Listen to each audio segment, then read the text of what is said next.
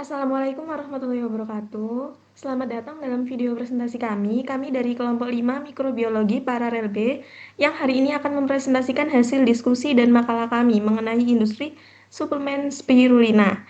Nah, fokus bahasan kami adalah melihat bagaimana mikroorganisme ini dikembangkan dalam skala industri untuk Recording in kebutuhan progress. nutrisi. Sebelum masuk ke materi, izinkan saya memperkenalkan anggota kelompok kami.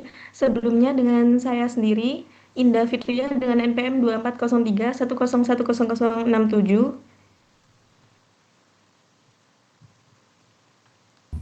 Saya Titus Surya Larioso dengan NPM 240310101086.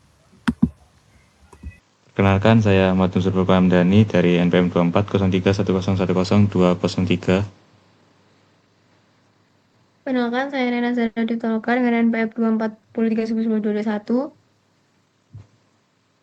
Perkenalkan, nama saya Regita Nurfalzia dengan NPM 242222. Perkenalkan, nama saya Almira Syifa dengan NPM 240310100227. Oke, next.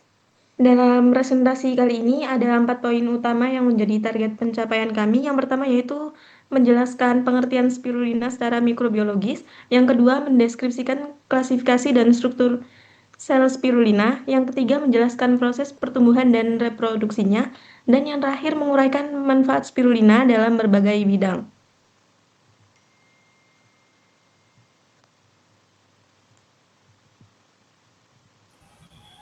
Oke, baik. Selanjutnya adalah definisi dari spirulina sendiri.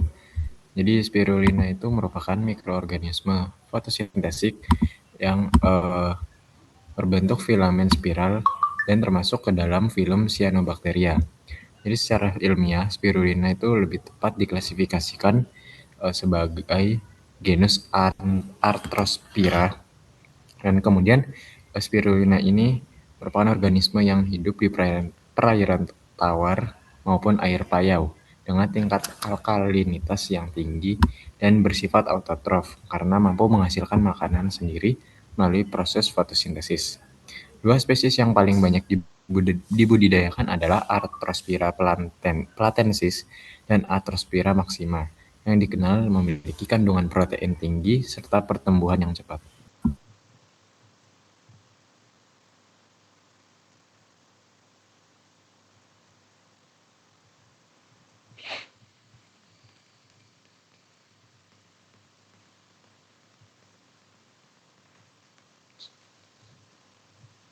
Oke, selanjutnya kita akan mengenali struktur dari sel spirulina itu sendiri.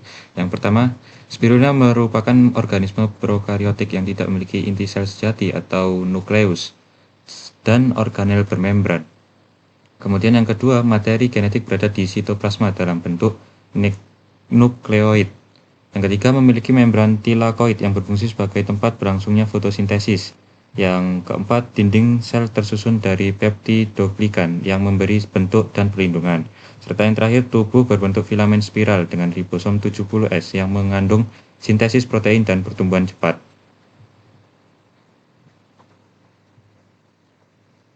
Nah, selanjutnya di sini ada proses pertumbuhan dan reproduksi, di mana spirulina melakukan fotosintesis oksigenik dengan klorofil A sebagai pigmen utama, serta pigmen tambahan seperti vicocyanin dan karotenoid yang membantu menyerap cahaya. Proses ini menghasilkan energi kimia untuk membentuk senyawa organik dan melepaskan oksigen sebagai produk samping, di mana pertumbuhan spirulina ini dipengaruhi oleh faktor lingkungan seperti cahaya, suhu, pH, dan nutrisi dengan suhu optimal sekitar 30-35 derajat dan pH basah 8-11. Spirulina berkembang biak secara aksesual melalui fragmentasi filamen menjadi homogonium sehingga dapat berkembang dengan cepat dalam kondisi ideal.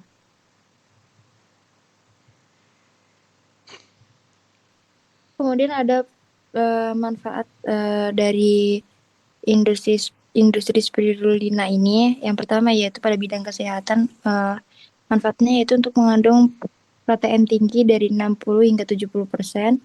Kemudian vitamin B-nya kompleks, zat besi, magnesium, dan antioksidan yang membantu meningkatkan daya tahan tubuh serta membantu mengatasi anemia. Kemudian yang kedua pada bidang pangan yaitu digunakan sebagai bahan baku suplemen makanan dan minuman kesehatan. Kemudian yang ketiga, pada bidang industri menghasilkan pigmen biru alami atau vicocyanin yang dimanfaatkan sebagai pewarna alami pada produk pangan dan kosmetik. Yang keempat ada bidang peternakan dan perikanan dimanfaatkan sebagai pakan alternatif karena kandungan nutrisinya sangat tinggi. Kemudian terakhir yang kelima bidang lingkungan, di mana pada bidang lingkungan ini berpotensi dalam bioremediasi karena mampu menyerap logam berat dari perairan.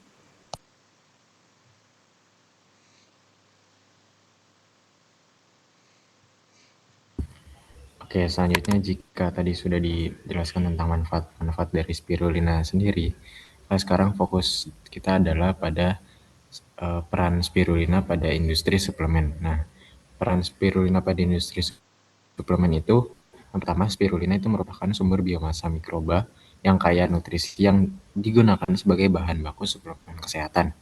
Terus, produksi spirulina dilakukan melalui kultur terkontrol dengan pengawasan pH, suhu, cahaya, dan media untuk menjaga kualitas serta mencegah kontaminasi mikroba. Terus selanjutnya spirulina sendiri mengandung protein yang tinggi, vitamin B kompleks, zat besi, dan vicocyanin yang berperan sebagai antioksidan dan mendukung sistem imun. Lalu yang terakhir adalah pada proses produksi dilakukan pengujian keamanan mikrobiologis untuk memastikan produk bebas dari bakteri patogen seperti Salmonella dan Escherichia coli atau E. coli.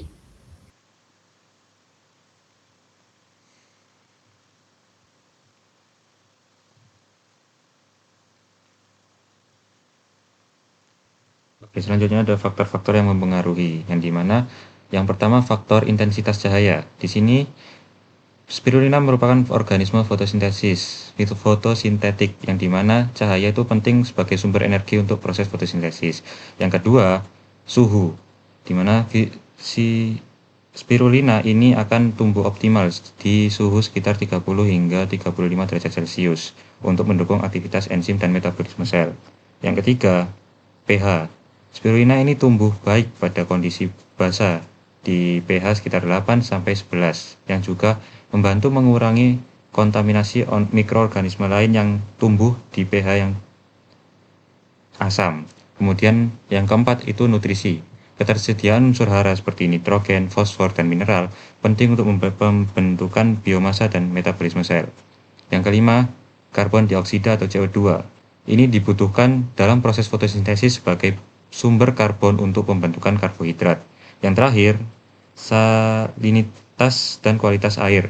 Air yang bersih dengan kadar garam dan mineral yang sesuai mendukung pertumbuhan spirulina secara optimal.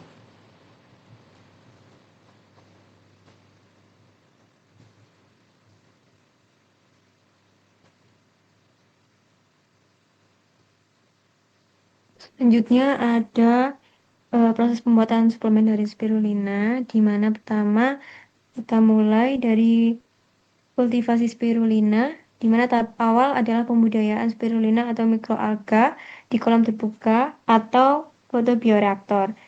Ini mengandung media nutrisi NaHCO3, nitrogen, fosfat, dan mineral.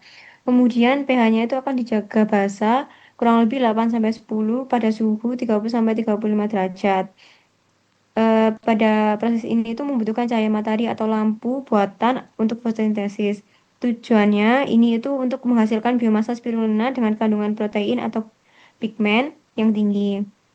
Kemudian yang kedua itu ada panen dan pemisahan atau filtrasi atau sentrifugasi, di mana setelah kepadatan sel optimal, spirulina dipanen dengan dua, ada filtrasi yang memisahkan biomasa dari media cair dan sentrifugasi yang mempercepat pengendapan sel. Hasil tahap ini berupa pasta spirulina dengan kadar air sekitar 80-85%. Kemudian yang ketiga ada pengeringan, di mana pasta spirulina dikeringkan untuk menurunkan kadar air agar stabil dan tidak mudah rusak. Metode yang umum digunakan itu ada spray dryer, di mana itu lebih cepat dan cocok untuk produksi besar, dan freeze dryer. Ini itu untuk mempertahankan nutrisi lebih baik, kualitas premium, dan target kadar airnya itu biasanya itu kurang dari 7%. Kemudian ada penggilingan, di mana spirulina yang kering ini digiling hingga menjadi bubuk halus. Jadinya itu akan memperoleh ukuran partikel yang seragam dan memudahkan pencampuran dan proses pencetakan. Kemudian ada formulasi dan pencampuran, di mana bubuk spirulina dapat dicampur dengan bahan tambahan seperti pengisi, kemudian ada anti-caking agent, dan vitamin atau mineral tambahan. Kemudian ada pencetakan atau kapsulasi, di mana produk kemudian dibentuk menjadi tablet dan kapsul. Kemudian ada QC atau quality control, dilakukan pengujian mutu meliputi uji kadar air, uji cemaran mikroba, uji logam berat, dan uji kadar protein atau biksonin. Kemudian ada pengemasan dan distribusi, di mana produk dikemas dalam botol atau blister kedap udara untuk menjaga stabilitas, kemudian didistribusikan ke pasar-pasar.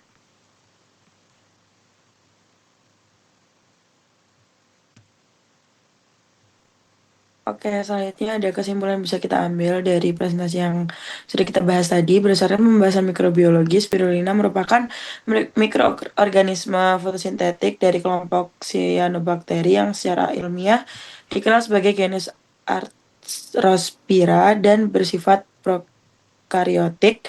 Spirulina melakukan fotosintesis dengan klorofil A dan kosianin serta pertumbuhannya dipengaruhi oleh faktor lingkungan seperti cahaya, suhu, pH, nutrisi, dan juga karbon dioksida. Selain penting dalam penelitian, mikrobiologi dan bioteknologi spirulina juga memiliki nilai ekonomi dan kesehatan yang tinggi karena kaya protein, vitamin, mineral, dan antioksidan.